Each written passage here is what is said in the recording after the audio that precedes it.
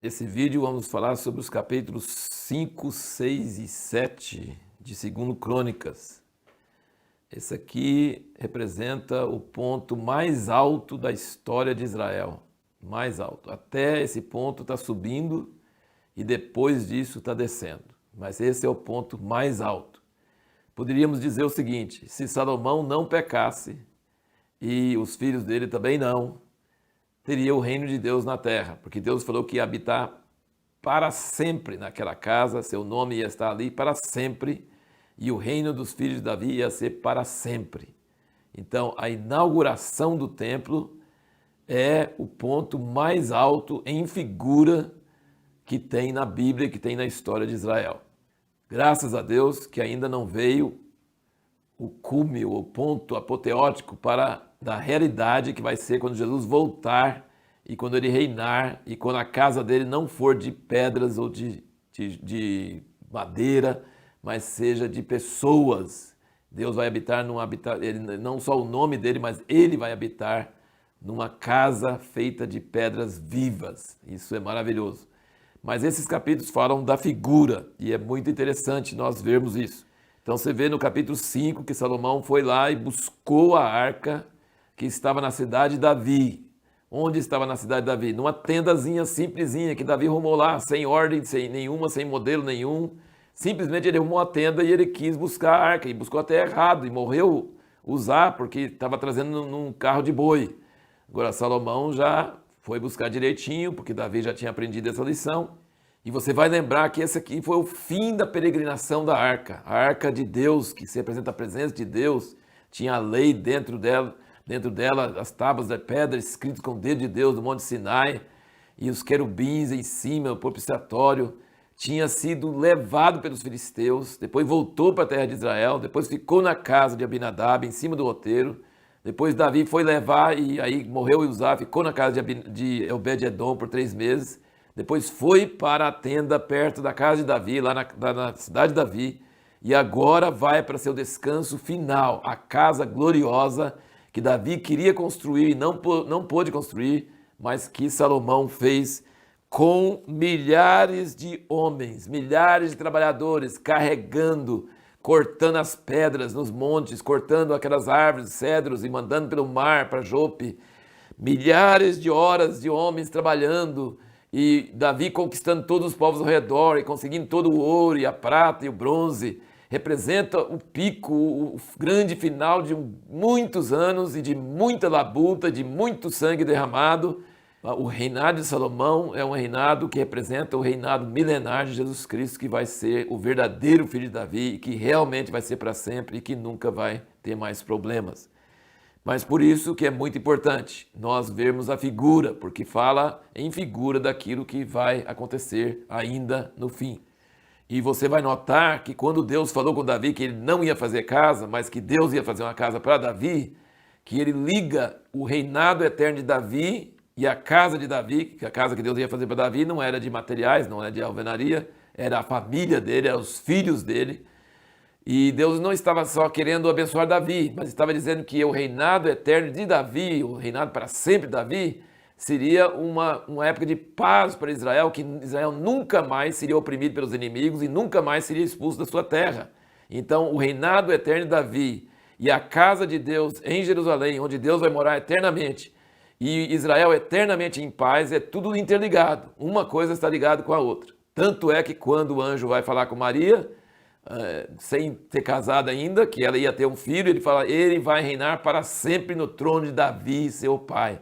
Então Deus nunca esquece de suas promessas e de suas afirmações, de suas alianças. Interessante notar que fala que dentro da arca só tinha as tábuas da lei. Então aquela cajado de Arão que floresceu, sumiu, ninguém sabe para onde foi. Se foi naquela época que foi para os filisteus, para onde que foi, ninguém sabe. E o pote de maná, que era para ser guardado aí, também sumiu. Só que o pote de maná aparece de novo em Apocalipse 2,17. Em uma das igrejas, quando Jesus diz que ele vai dar ao vencedor do maná escondido. Então o maná sumiu da arca e aí aparece em Apocalipse, o último livro da Bíblia, como sendo o maná escondido que Deus vai dar para o vencedor.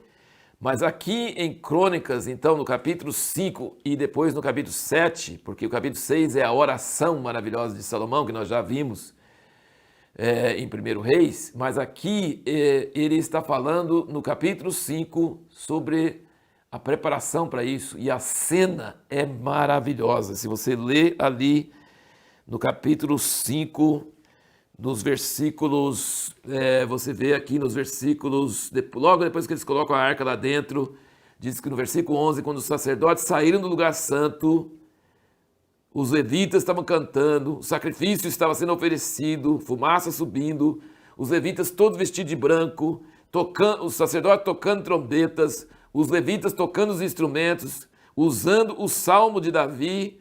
E qual o tema do salmo?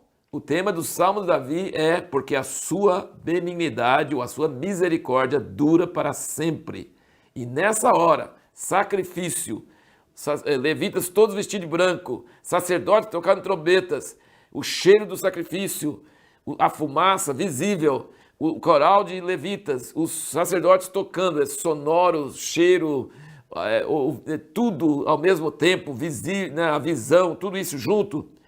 Qual é o segredo disso? Qual a chave? Qual é o tema? É o Hesed de Deus. Esse livro aqui do meu irmão Christopher Walker, ele fala sobre isso, o Hesed. Hesed é uma palavra hebraica.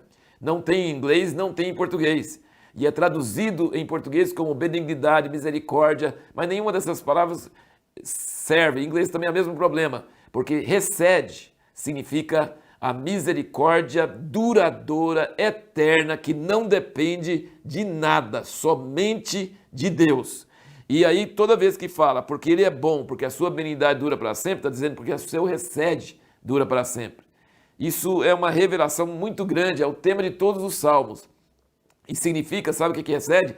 É a natureza de Deus, é aquela palavra, aquela qualidade de Deus, que quando Deus se revelou para Moisés, em Êxodo 34, é o que fala duas vezes. É a única qualidade de Deus que fala duas vezes. É o seu Hesed. Então expressa a natureza de Deus. Deus é bom. E Ele usa de misericórdia para sempre. Ele não deixa de usar sua misericórdia, mesmo que nós sejamos falhos e pecadores. E então, com toda essa cena, o que aconteceu? A nuvem da glória de Deus encheu a casa de Deus. Os sacerdotes nem conseguiam ficar em pé mais, porque tinha a nuvem enchendo o santuário. E no capítulo 7, depois que Salomão termina de orar, o fogo desce sobre o sacrifício e continua os cânticos e continua toda essa cena e a nuvem do Senhor lá dentro. É maravilhoso e o povo todo prostrando. E no meio, então, no início da oração, antes da oração começar, depois da oração, tem essa cena maravilhosa. Ninguém consegue escrever melhor do que Esdras, que escreveu Crônicas. Maravilhoso, tremendo, tem a oração de Salomão. E essa oração de Salomão, Salomão não é conhecido como um grande profeta, mas essa oração é profética. Essa oração, Deus respondeu para Salomão em cima dessa oração, confirmando essa oração, falando que ele concordava com essa oração. E depois de séculos depois, Daniel usa essa oração como base para orar a Deus também. Então, essa oração de Salomão é uma oração profética, histórica, maravilhosa e aprovada pelo próprio Deus. E a pergunta que nós fizemos no último vídeo, que nós iríamos responder agora, era se Deus importa da gente errar em oração. E uma vez nós estudamos todas as orações da Bíblia, eu notei muitas, assim, essa verdade, que Deus permite a gente errar na oração. E aqui o exemplo de Salomão diz o seguinte, quando ele viu a nuvem entrando, ele falou assim, eu fiz uma casa para a tua eterna habitação. Mas depois ele disse, mas Deus não habita na terra, nem o céu do céu não cabe ele? Então para que eu fiz uma casa? Para seu nome habitar. Então no meio da oração, muitas vezes a gente pode começar errado e terminar certo, porque no meio da oração, Deus vai falando com o nosso espírito e nós vamos corrigindo. Um exemplo disso foi Jesus, o próprio Filho de Deus. Ele orou no jardim de Getsemane, passe de mim esse cálice. Oração errada, não deveria orar assim. Mas ele estava angustiado, ele era homem, ele não era só Deus, ele era homem. E ele falou, passe de mim esse cálice. Mas aí, no meio da oração, ele falou assim, mas não faça a minha vontade, faça a tua. Então, na oração, Deus permite que a gente erre, que a gente ele prefere que a gente erre do que a gente ser muito religioso na oração, do que a gente falar palavras bonitas que não significam nada. Ele prefere que a gente fale coisas erradas. Eu brinco às vezes, né, que a gente fala assim: Deus, mata minha sogra, aquela bruxa que me atormenta a vida. Você pode orar, porque se você está sentindo, fala assim. Mas aí, quando você está orando, você fala assim: não, Deus, pensando bem, não é ela que é bruxa, não é ela que é errada, eu que sou errada, apaga o que eu pedi agora, nem presta atenção nisso, eu me arrependo, entendeu? Então você pode orar errado, sendo sincero, mas no meio da oração você tem um conserto. Então essa é a grande chave da oração, é essa. E depois nós vemos em toda a oração de Salomão que ele baseia no arrependimento. Ele fala: Deus, se o seu povo pecar, volta-te para eles. Se o teu povo pecar, volta-te para eles, perdoa eles. Então a base dessa oração é o arrependimento diante de Deus. E a pergunta que nós vamos fazer para o próximo vídeo é: por que às vezes pessoas no governo cometem erros desastrosos? Por que pessoas no governo cometem erros desastrosos às vezes?